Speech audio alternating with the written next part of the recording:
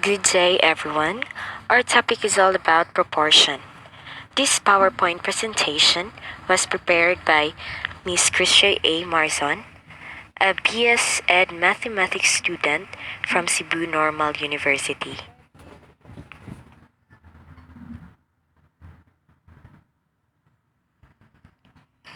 What is a proportion? A proportion is an equation that shows two ratios are equivalent. In symbols, A over B is equal to C over D, or A is to B is equal to C is to D, where B and D are not equal to 0. The terms of proportion are called the means and the extremes.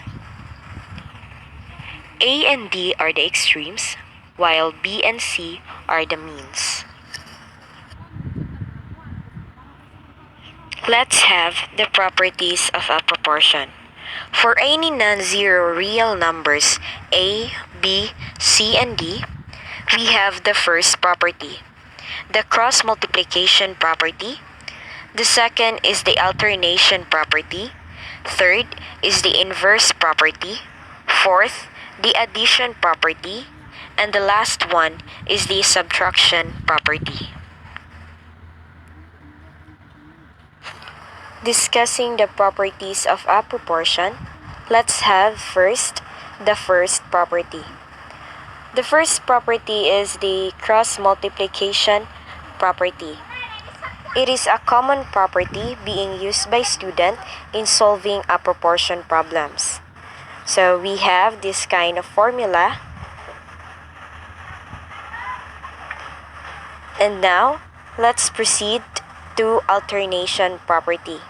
So from the name itself, alternation, we have the terms in a proportion is being alternated.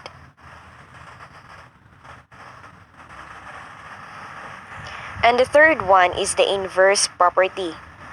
From the word itself, inverse, so it means that the terms in a proportion is being inverted.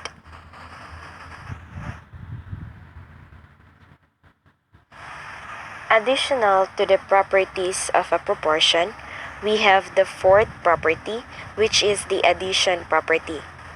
In addition property, we have A plus B over B is equal to C plus D over D. Then, the fifth one is the subtraction property, where A minus B over B is equal to C minus D over D.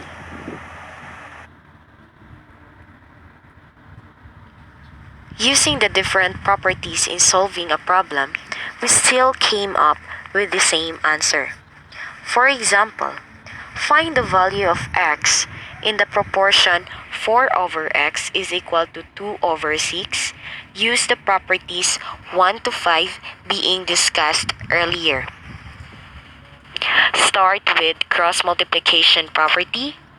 Next is the alternation property, the inverse property. The fourth is the addition property, and the last one is the subtraction property. Using the properties being discussed earlier, we came to observe that the answer of the problem is x is equal to 12.